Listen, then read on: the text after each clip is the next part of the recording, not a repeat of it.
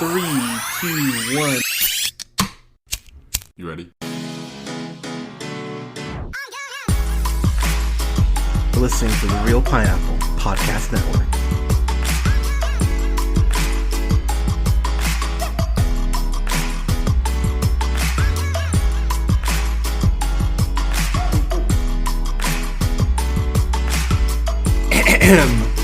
Good evening, everybody. Thank you so much for listening. This is The Real Pineapples, your humble host, Hunter, here. Hope you guys are staying safe out there. I know the world is insane right now, but hang in there, guys. Take care of each other.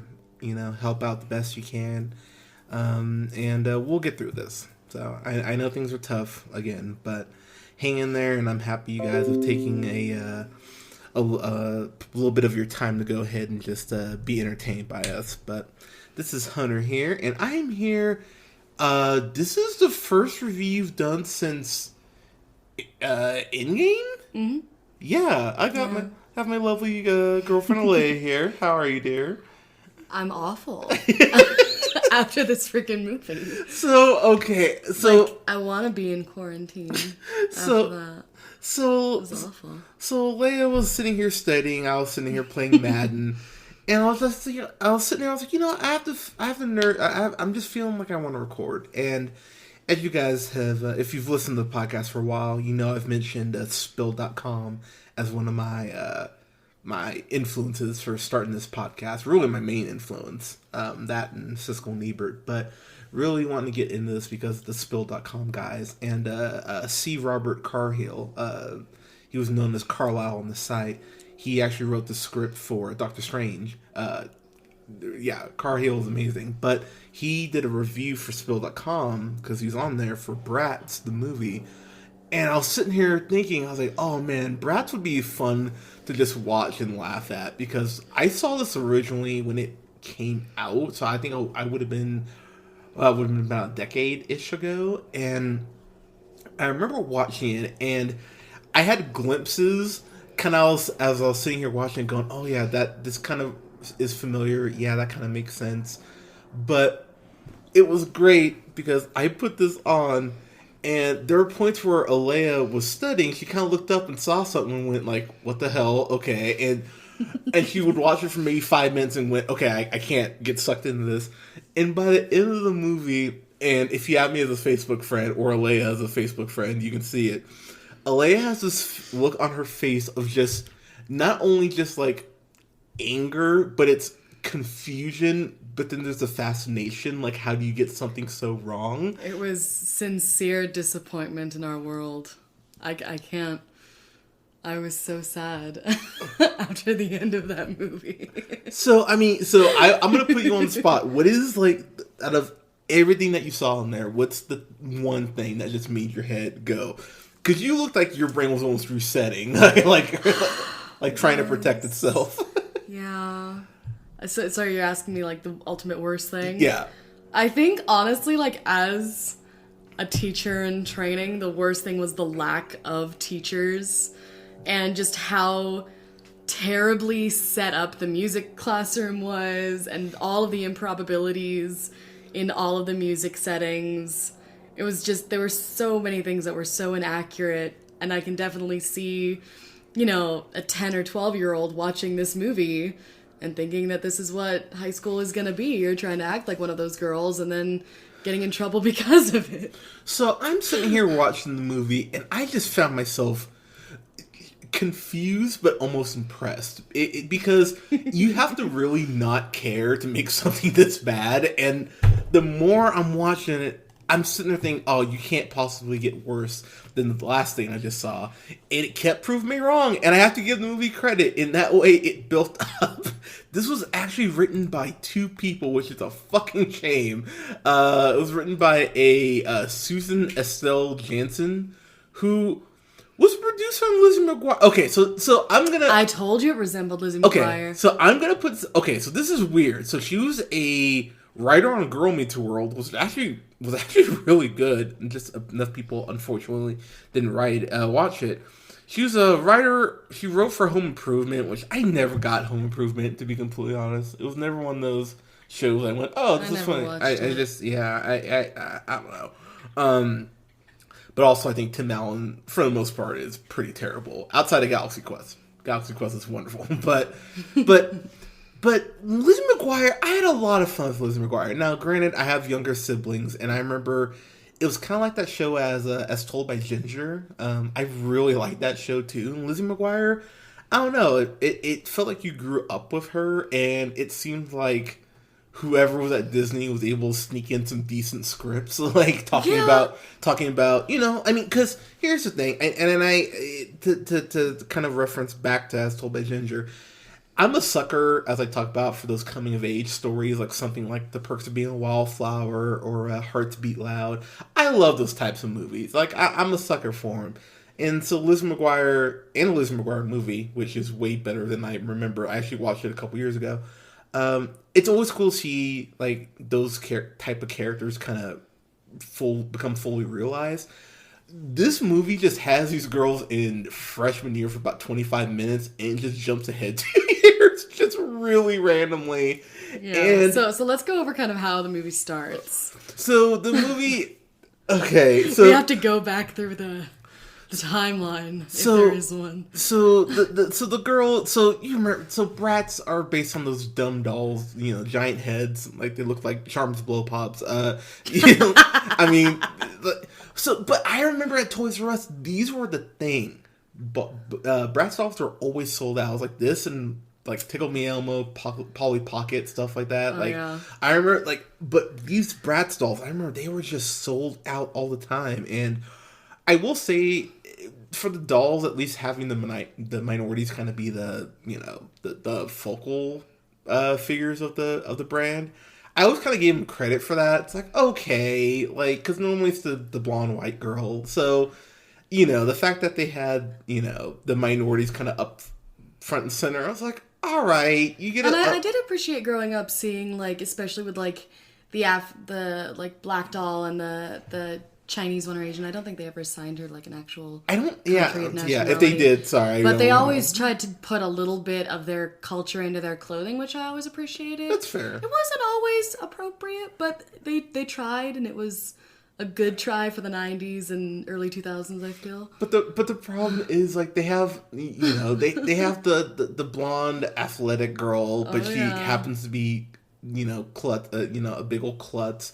They have which, I mean, every one of my friends who is an athlete is a huge klutz. Fair enough. So that part. But they have the Asian girl who, of course, is great at science and has to hide what she wants to be from her parents. Which one of her parents is white, so I was kind of like, it would make, like, if you're gonna even do that storyline. Andy was like really old. Did you notice that? Yeah. Their mom was like normal mom age, but all the dads, except for like the black dad, were like super, super old, like late 60s. And I was like, you know, I don't want to put it this way, but is your mom a gold digger? Yeah. And like, this has to be a private school. Like, I will say, too, the movie never establishes what town this is taking place in. Like, they never... Yeah. Like, so, because this movie does not... kind of the ambiguous, like, Malibu vibe. Yeah, like, I mean... Without like, the beach. Like, the Runaways were probably right around the corner. But, I mean, you know what? That's how the movie could have saved me. Yeah. If we saw that dinosaur run up, I'd be like, oh, okay. Actually, let's start Runaways season 2 tonight. Yes, we'll do that. Yeah, but yeah, it is like basic. Look, as someone who grew up on the California coast, it might as well be Pismo Beach, California. Just like the whitest town, and I'm really happy you pointed this out before I did. Every minority, especially the black people in there, every black dude was dressed in like a jersey or a FUBU, like the most stereotypical. All of them were wearing like what are those like caps that hold down their like hair? Like a do-rag? Yeah. Like all of them were either like wearing a do-rag or they were like jocks. Yeah. Like they were all. Why was like all? So all of the sports people were always wearing their uniforms. Yeah, constantly. Which like as a past coach myself, and you were also a past coach, yep. and my mother's a coach, you are not supposed to wear your uniform outside of games. No, absolutely not even on the day of the game. No, like maybe on the day of the game, depending on the sport, but really no. But so the plot of this, and I put plot in quotation marks. You got Sasha, who's played by Logan Browning. You have Jade, who's played by Janelle Parrish. Yasmin, who's played by Natalia. I'm gonna go Ramos. Yeah, Ramos. And then you have Chloe, played by Skylar Shea. So I'm sitting here, and I was really getting confused because Sasha looked really familiar. I'm like, why the hell do I know who that is? I was gonna say the F word, I decided to change my mind, Nice catch. Thank you. But the Logan Browning, she's on Dear White People, and she's great on there. It was because I was sitting there, I'm like, I know her face. I was like, why do I know who you are? And she's been on a couple things I really like. There is this feels like forever ago, but when Sony was kind of getting into maybe doing more TV shows, they did this superhero show called Powers, and she was on there. She was really good. She was on Meet the Browns, so she's worked with Tyler Perry, and that everything can be great. But she was on Ned's Declassified School Survival Guide. That's where I actually remember her from first, and then it was like, oh, they're white people. Mm-hmm. So I will say, if I'm going to give the movie anything, I appreciate the diversity of the cast, and it seems like they have a little bit of chemistry, like the four of them. The dialogue they have is absolute dog shit. Do not misunderstand me. It is horrible dialogue. It's almost exactly like the dialogue that you would see in the old Bratz commercials, like the Yeah, advertisements for the Bratz dolls. Yeah, like as if and all that. Yeah, like as if. Yeah. Oh my god. Yeah, that was good. That was really good. you. Proud of you. I'm God, so good at doing things. God, you should. God, why isn't there an MTV reality show about you? Oh my god, we should talk about that at the end of this. There you go.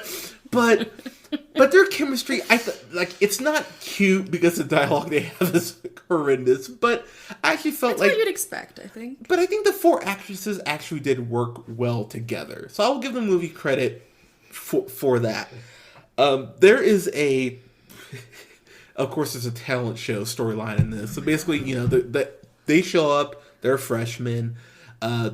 The Meredith, who's played by Chelsea Kane, she is like running the school. So we were actually not even arguing about this, but we were like kind of debating this because putting together the timeline of how old everyone was. Yeah, but here's the thing.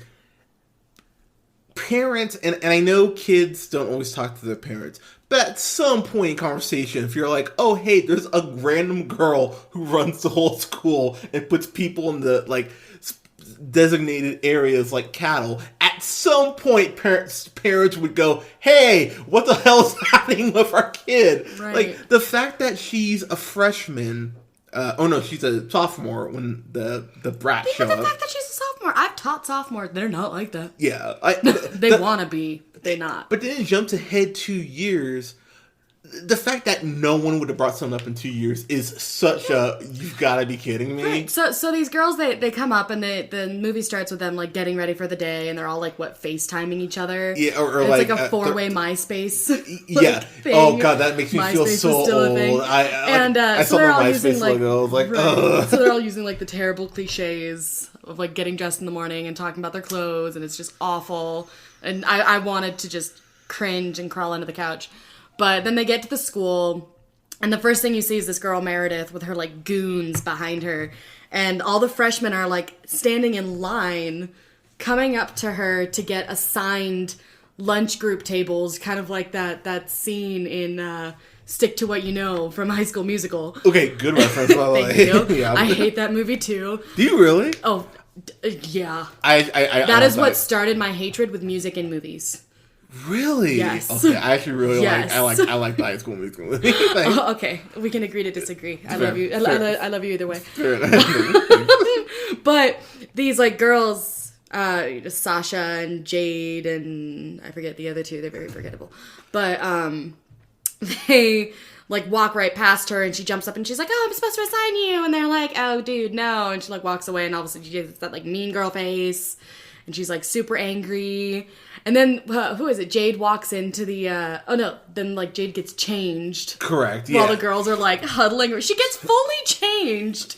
out in the courtyard. It's a completely new wardrobe. Everything. Yeah, like where are the teachers seeing off the buses and like in the courtyard or like in the halls? You never see a teacher other than the music teacher or the science teacher that stands on the side or the home ec teacher. I think it is. Yeah. Wait, did you see a teacher in this movie? Because that is the thing. I saw like 3. That was it. This movie, it's like Thanos snapped and all the teachers went away because you see the teachers a couple times, but there's a point where these brats get detention and there's no teacher. There's no teacher. They get detention and the freaking principal has this giant bodyguard that looks like a human Ken doll.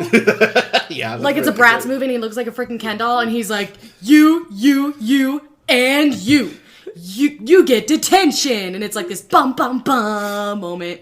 And like they're all just sitting in there. One's walking on a freaking windowsill. All the chairs are turned upside down. And I'm sitting there and I'm like, that's gotta be at least a 5,000 occupant school. Yeah. At least. And you only have 4 people in detention, and the lights are off, and there's no teacher, and the girl is walking on the freaking windowsill where there's a human-sized window, and nobody's freaking the F out. I really wish everyone listening could have watched this with Alea like I did, because Alea's head, I could tell it was like hurting, because like she's getting like red in the face, like what the hell am I watching? So the more upset she's getting, the more it's making me laugh, because when the first time I watched this, I remember I had a bottle of white wine. I got about 3/4 of the way through the bottle because I was sitting there at the. Oh, I was good. I just had my coffee. Yeah. But again, you know, I've been doing the podcast for almost 5 years. I mean, I've been hurt before, but it was fascinating to watch this because there are these little elements about it that work. So, you know, the girls go ahead and basically tell her, because she's got every student coming in, gives them like a look down, goes, oh, you're a jock, you go here. Oh, you're a loner, you go here. You're a goth, but all the goths look the same. Yeah, and so the brats just walk right past the table. She's like, oh, you didn't go ahead, you didn't get checked in. And so, of course, she goes out of her way for 3 years to destroy their lives. What's confused? 2 years. Well, it says 2 years later. Well, I mean, if you count that first year, then it'd be 3.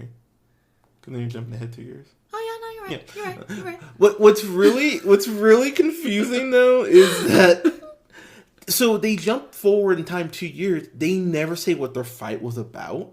Like what kept them apart for 2 years. The general consensus was that they went to their individual cliques. So you have the 4 teenagers. There's Chloe, Yasmin, Sasha, and Jade. Yeah. And Chloe ends up like. Where does Chloe go? So Chloe's like a soccer person, so she goes with like the like jock soccer group. And then like Sasha ends up becoming a cheerleader because of course she does this like crazy montage where she flaps her arms like a freaking collapsed bird and gets onto the cheerleading squad. And ironically, like the cheerleading squad leader is like wearing a tiara the entire movie. Yeah. Like I'd hate to be that person's mother or have to deal with that mother. So then Jade, who's like, I think one of only like 3 Asian characters that I see in the whole movie. And sounds like, about right, actually. Yeah, she like walks into the science lab and at like 0 period in the morning, they're all in lab coats. She's in open-toed shoes. And they like set off fireworks in the middle of the classroom. And the teacher is just sitting there clapping her hands at them. And I'm like, oh my God. And not wearing like They're not wearing gloves. They're not wearing masks. They're not doing their experiment. This is like considered an explosive experiment. Yeah. And they're not doing it under a hood. Like nothing. And she's in freaking open-toed shoes and there are sparks flying. Like what the hell? But she joins them. And then you have the last one. Who did I not get? Oh yeah. Then there's Yasmin, who goes to the journalism club, but she has a passion for singing. Now, this is what drove me nuts, guys. Yeah, This was the first moment I had to put down my studying, because I was studying. And she walks into the music classroom, and she's like holding the door open and staring longingly into this room. And the music teacher is playing the piano facing away from the choir. How the hell are you supposed to teach when you don't have eyes on the other side of your head? I mean, teachers do, but we don't teach that way. And and he's like conducting to them with his left hand behind him doing warm-ups. Like, yeah, they're just singing la la la la la up 5 scale degrees and back down. And he's sitting there waving his arm like a freaking dying pelican. Like, and his hand's doing nothing on the piano. And he just looks at her and like smiles and he's like, "You in?" And she's like, "No!" And she like slams the door and then slams into somebody. And I'm just sitting, that was the first moment I think that I looked up and I was like, dear God, why is he killing me? Yeah, that all the music stuff really did get to you. So just to jump around a couple things in this movie. So they have their whole they jump ahead 2 years. I can't remember whose brother it is. I think it's the blonde kid. I think it's Dylan. Which one? Who are you talking about? The little brother who had the weird hair. Oh gosh. I think it's Dylan. I could be wrong, but the little brother? Yeah, the little brother. He was just like. But this kid, so the movie does a really bad job of establishing how old this kid is, because at first it seems like he's in 7th grade, but then he's like hitting on Meredith's younger sister. It's weird. Which comes across really creepy. Because she's like 8, and he's already at the high school, so he's between 14 and 18. Yeah. I was like, oh, I didn't know the one girl had Drake for a brother, but it was but it was a really awkward subplot that they kept coming back to in really random points. That brother also ends up jumping into this pool that Meredith has, and by the way, they never show him show up. He just kind of pops up at her mansion randomly. Yeah, so she's like in the pool and her goons are like on the side and they're all like sunbathing and she's sitting there talking about her diabolical plans and she's like completely dry in this like faux fur floaty. Yeah. That has like a remote control that turns it for her. Like, oh my God, where are we living? And he just like, and then you assume that this is behind this ginormous house. Like ginormous. Like that it looks like half of Versailles. Like it's a huge mansion. And, like, somehow he's gotten from the front all the way, and he approaches from, like, behind and around the building, so he didn't go through the building. Yeah.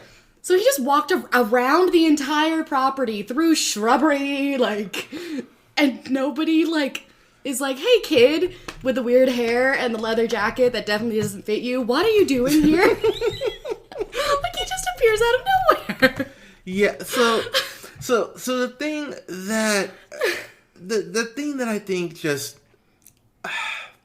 that hurt my head the most is that there's just so little logic in this movie. Things just happen. Meredith has a second Sweet 16 party, and MTV happens to be there, and they're like into this girl, like they want to give her her own show. But they mentioned that they already filmed her first Sweet 16, so they're coming back again, which I went, all right, that seems a bit odd, but there's really they show one guy in an MTV shirt. You'd think for something like this there'd be more security if it's an MTV tape show, which they don't really, like, you brought this up too, the fact she comes in on an elephant, there is no handler for this elephant. This elephant is just running amok. I love that word. And you're just sitting there watching this movie. So I can't remember what Brat's mom it Chloe. is. Thank you. Her mom is like a baker, which... Okay, so Chloe's parents are divorced. Yeah. Like, apparently they've fallen on hard times, but they live in this giant, gorgeous house. You never see her dad, by the way. No, I think they just couldn't get an actor to play her dad. Yeah, probably. But she finds out that her mom gets hired to, like, clean Meredith's house, and now she has to cater for... And I don't know how she went from the cleaner to the caterer, and, like, what qualifications there were there, because you never hear about her being a professional caterer. Like, she's just the maid and then the caterer. There's just no in between. Correct. So they, like, she shows up, and Chloe, like, right before the Sweet 16 party, Chloe comes in, and her mom's, like, asleep on the couch. And it's, like, the classic early 2000s stereotype of divorced women where, like, they come home and they fall asleep on the couch, and then the daughter's like, "Oh my God, Mommy, are you okay?" And she's like, "Oh my God, I was exhausted. Wake me up in 3 hours. Oh my god. So that leads to the Bratz doing all her work for her. So They're like, what's a recipe? And then they make all of the cupcakes and decorate them and do these like gorgeous settings. It looks like something that would be out of the catalog, honestly. Yeah. Like the fact that the one brown Bratz, one of the two, the fact that whatever, it doesn't matter. The fact that she goes I'll burn water, and they put together this amazing tapestry of food, which oh my God. They mentioned, because I can't remember. I think it's Chloe mentioned. Oh, we need 150 of each item. The amount of work they do, it doesn't even look close to 150 of each item. Yeah, no, and it could not. They would have to have at least 2 like professional ovens, like giant ovens, to complete that in the 3-hour time frame from when the mother was supposed to wake up. Correct. They would not. They have had like at least 5 different menu items, Easily. Yeah. 150 each. Yeah. And one little itty bitty oven. So there's apparently a scene in this movie that was cut, where Jesus went ahead and blessed all this food and made it multiply, because the amount of food that they make is not enough for and how did they figure out how to make foie gras mousse? Yeah. Like, if I looked at that at their age, I'd be like, okay, I need to call my mom. Like, I don't know what the hell to do. So I think it's Yasmin. I think it's Yasmin who's the singer, right? And I put singer. So there is this singer, quote unquote. So there's this point where she has this confrontation with this boy. It was amazing. I can't remember what his name is. There's just a bunch of random. I'll be honest. There's a bunch of random. It might have been Cameron. There's a bunch of random. I think it was Cameron. That was definitely his name. Okay.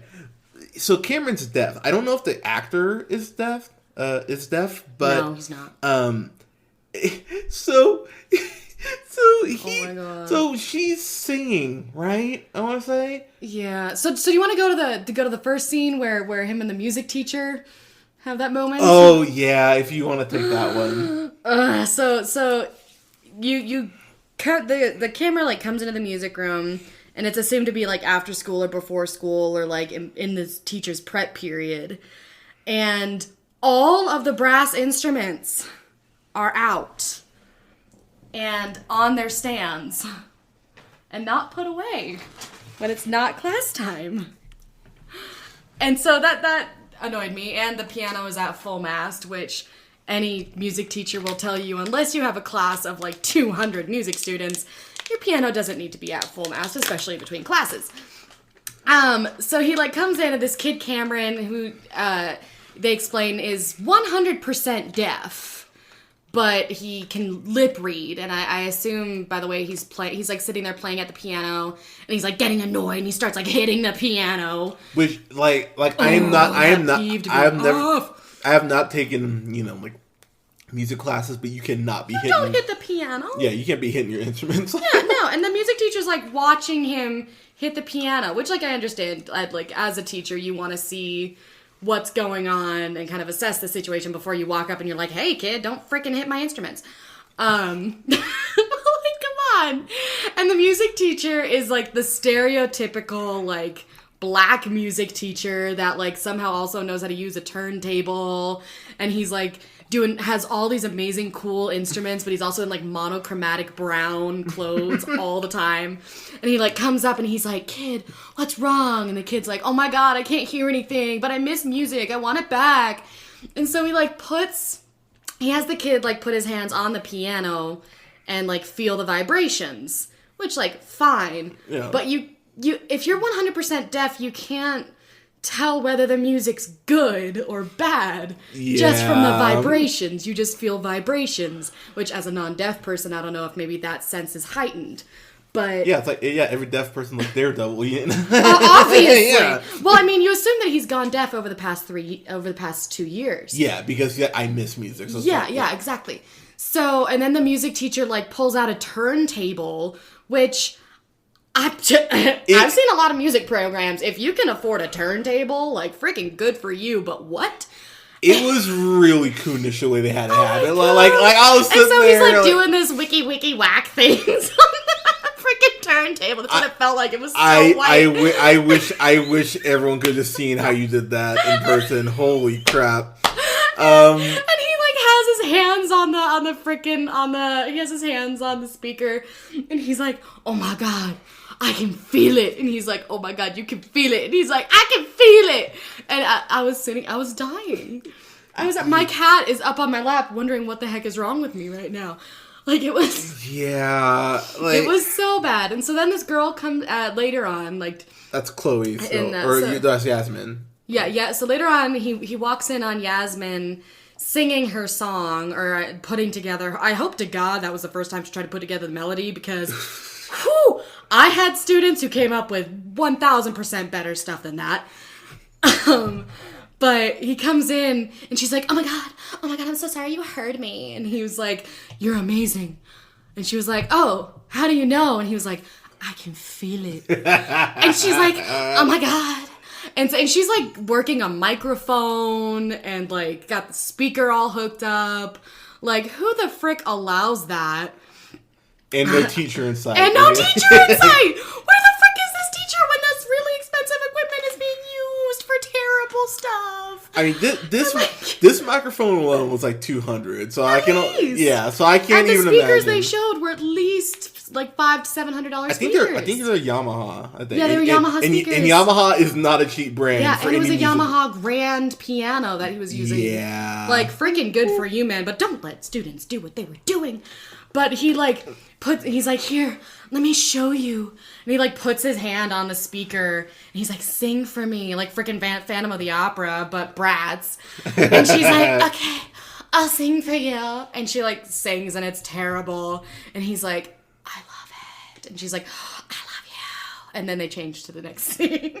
So that's another thing we'll say about this movie as we kind of start to wrap up here. So the transitions between scenes are so sloppy. There's a point where they're like just getting off a bus and then they're in the store like it's nothing. Like the Flash. He just like went ahead and just like zoomed into the store. I'm like, wait, what the hell? But that's happening in between for the school too. Their big fight that they have. So Meredith has this dog named Paris, and this dog is apparently invisible, or the dog is just... I know. Because Meredith sends her dog to go ahead and go after Chloe, right? Yeah, he goes over, he like attacks Chloe's pants. Yeah. And makes her trip, almost fall over the railing. Which was really dangerous. And like throws her food down on her friend, and it starts this huge food fight, and it's mainly them like screaming at each other about their cliques and just like having this huge giant food fight that this girl Meredith orchestrates. And then they all are like, oh my god, I hate you, you got food on me. And it just takes out one. So they're like, you stupid cheerleader. She's like, what did you say to me? So the movie implies that these girls have been best friends for at least 5 years, because it seems like they went through most of elementary school together. Mm-hmm. So the fact it took really one food fight to just crack their friendship, it's like, wow, you guys weren't friends apparently. Well, I mean, their friendship was cracked beforehand. Because remember, the food fight happens right before the detention scene, and they all kind of get back together in the detention scene. But it's only like 2 scenes though, apparently, that like breaks their friendship. It's like really, come on. And like, there's not even a definitive breaking of friendship. They just kind of like fade into their own groups. What was also missing from this movie, I thought that people were gonna like volunteer as tribute for the amount of security cameras they had at the school, because oh my god, this school is like a prison. They even showed John Voight, which the fact John Voight is in this as Principal Dimley, that dance he did at Trump's, like that Trump rally, that is now officially the second worst thing he's done, because his performance in this movie, he's wearing this prosthetic nose, which I didn't even notice. He looks like a really creepy cartoon on Adult Swim. Like his nose, he looks horrifying. I was like, holy hell, this is creepy. And his daughter is Meredith.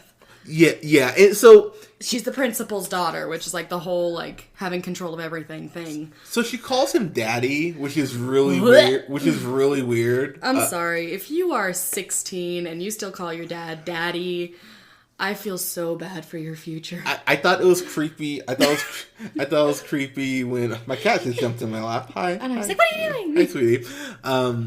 I found it creepy when Hillary would do on The Fresh Prince. I found it creepy when this girl was doing it. And it's funny, Alea was telling me, oh yeah, because I kept looking at this girl, and I realized how bad that just sounded, but I kept looking at the girl who played Meredith, and I was like, is that Ashley Tisdale? And she was like, no. So technically, I was kind of half right because she was on because she was on Jonas, and I was like, I knew she was on a Disney show. I just you weren't half right. She's not Ashley Tisdale. I think in the spirit of things, no, because you didn't say is she Ashley Tisdale in this. You asked is that Ashley Tisdale, and I said no. She's on Disney. I'm giving myself some no, credit. No, I don't give you the credit. That's fine. I don't need you.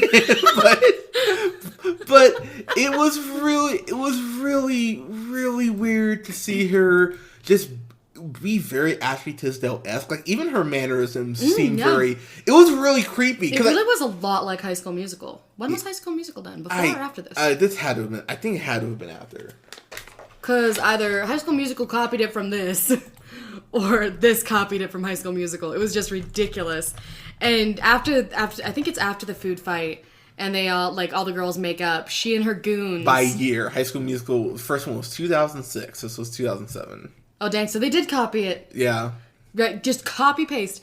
But they, but after this food fight, it shows like the girls in the detention classroom and they're like making up, and then it cuts to Meredith and her goons, and they're in this like conference room that again, no teacher, no. And there's like 15. There must have been like at least 12 small screen like security screen TVs. Yeah. Set up all around the school that only she has the remote to. And it's like openly in this school. And I remember looking at Josh when I saw that and I was like, how in the world does she have security cameras set up around the school that only she knows about, that she's able to just use whenever she wants? And there are still no freaking teachers. She also has this flash drive, which she has accumulated dirt on everyone throughout the years. And not even dirt. It's pictures of people being people. Yeah, like, so this huge... She tries to blackmail one of the white girls. Which one was it? It was Chloe. Chloe, because like her mom used to be like a maid. Oh no, she blackmails Yasmin. Yasmin because of Chloe. Yeah. So Yasmin's her mom was like a maid. No. So Yasmin was the one that signed up to sing. So at the end of this, so after the Sweet 16, which we thought was going to be the penultimate moment in this terrifying movie, they then have this talent show, and the one prize is like this golden hatchet. Which, why are you giving students a golden hatchet in a freaking high school? But whatever. It's 2007. Pawn it. Right. So, but the second grand prize, or accompanying grand prize, is this full ride scholarship from the music department to any school you want. I want to work for this music department because the amount of funding that they have to have in the booster clubs they have to be able to get that much money to send a full ride in 2007. Damn. I want to be that music teacher because he's freaking in his own mansion right now. It's crazy.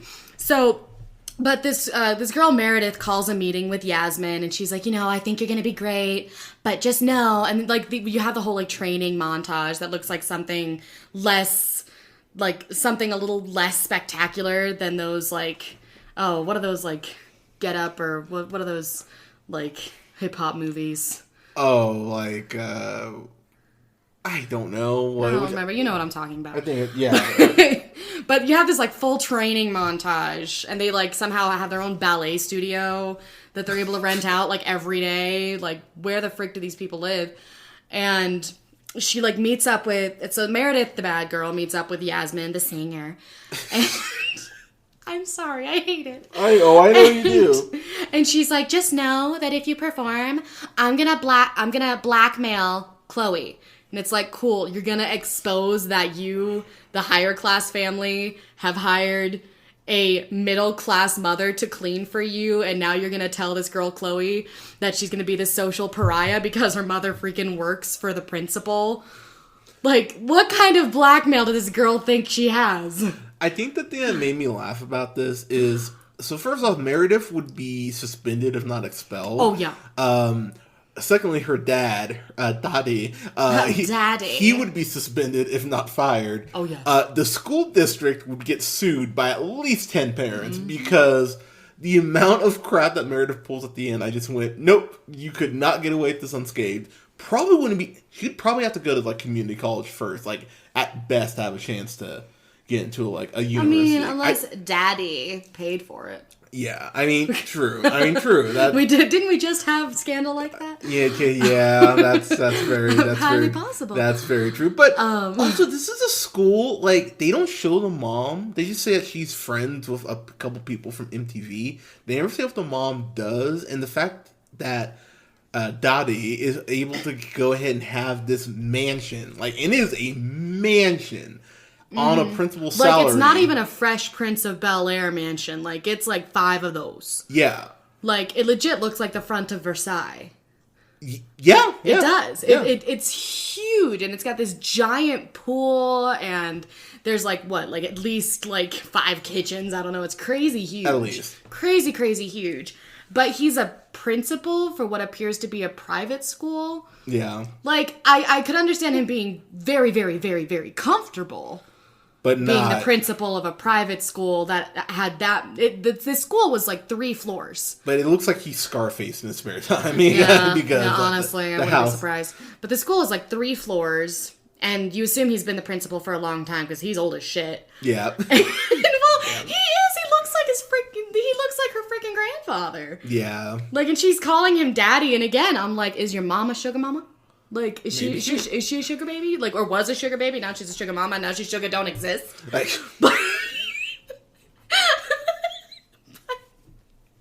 I'm sorry, I got you with that one. Very nice. But it's just, it's. Oh, I've wanted to cry so many times. So I'm just gonna wrap up here. We talked about this a lot longer than I actually expected us to. For letting out our frustrations. Yeah. So like I said, I'd seen this, so I was kind of familiar with what I was getting myself into. Is this dumb? Yeah. There's a couple things I did actually like. I liked the girls' chemistry. I thought that. Having the minorities take more of a central role, even though they definitely had stereotypes of minorities.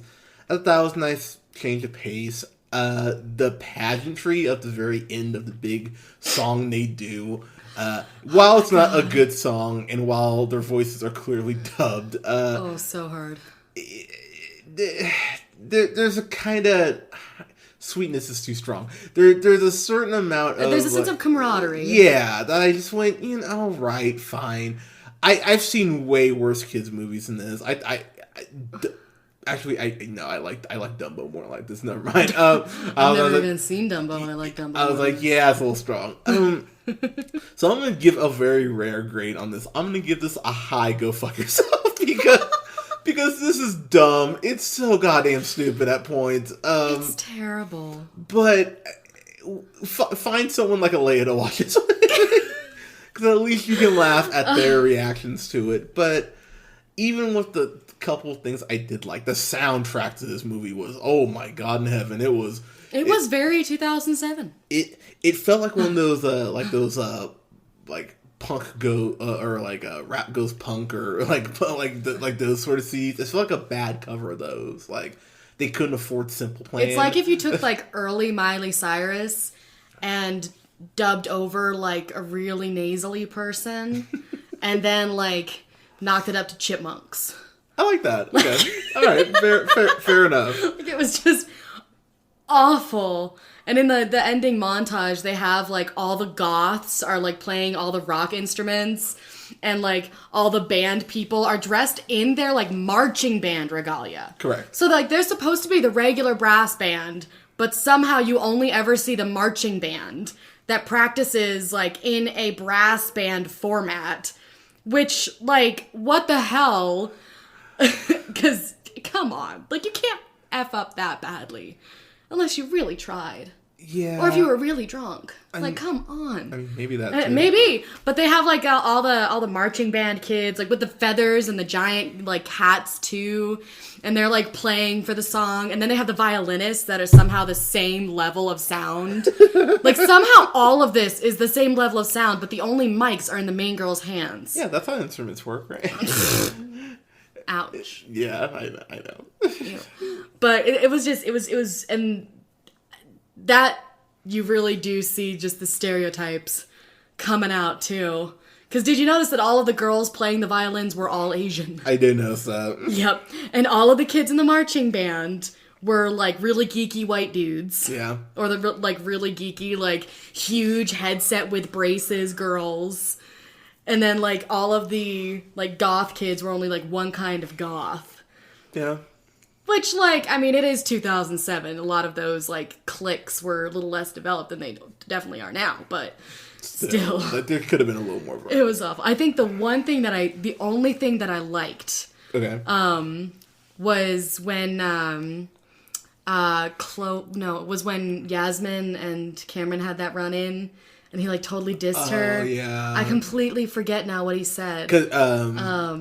Because she goes, like, you don't look like you're deaf. And that's right. You don't look like you're ignorant. Or... Yeah, so in the beginning of the movie, she's like, after the music teacher is like, you win? And she's like, no! And, like, throws her, she, like, roundhouses the corner with her body and slams into this kid. And then gets mad at him. Yeah. And she was like, and she didn't even say sorry. She was like, get out of my way, what are you doing? And his face is literally like, what the F? Like, you are a child, and I just ran into you because you're being stupid. Like, what the hell? and he's like, sorry, I didn't hear you coming. I'm deaf. And she's like, oh, well, you don't look deaf. And he walks away, and as he's walking away, he says, well, you don't look ignorant, but looks can be deceiving, huh? And I threw my homework down, and I was like, okay, that'll be the only good movie. That'll be the only good move in this film. It was the only good one. So, what would you give it, a C or? On your scale? Yeah. I would give it a, like, River Styx level of go F yourself. Wow. Damn. Like, River Styx. Wow, okay. Damn. Like, it is all the way the hell down there. Wow. Intended. Okay. I despised this movie so much. It will give me nightmares. Would you rather watch this or that Tyler Perry Fall from Grace movie? See, the thing is, the Tyler Perry has the same feeling for me as you did watching me watch this movie.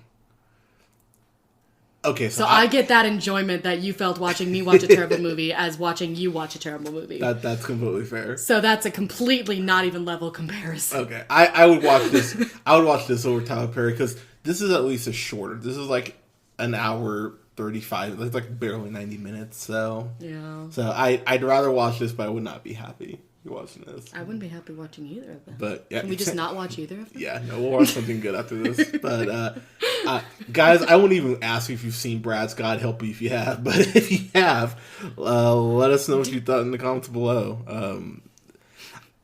It makes me very happy that Colin is going to be watching stuff like this, like not just for the podcast, but because Kennedy will be like, I want to watch, Polly Pocket the movie or Barbie or whatever. And is there a Polly Pockets movie? There, I like animated ones. You scared me. They're making a Barbie movie though. Yeah, they always are. Yeah, no, like an actual. Oh, like an actual? Like with Margot Robbie. It's gonna be a Barbie.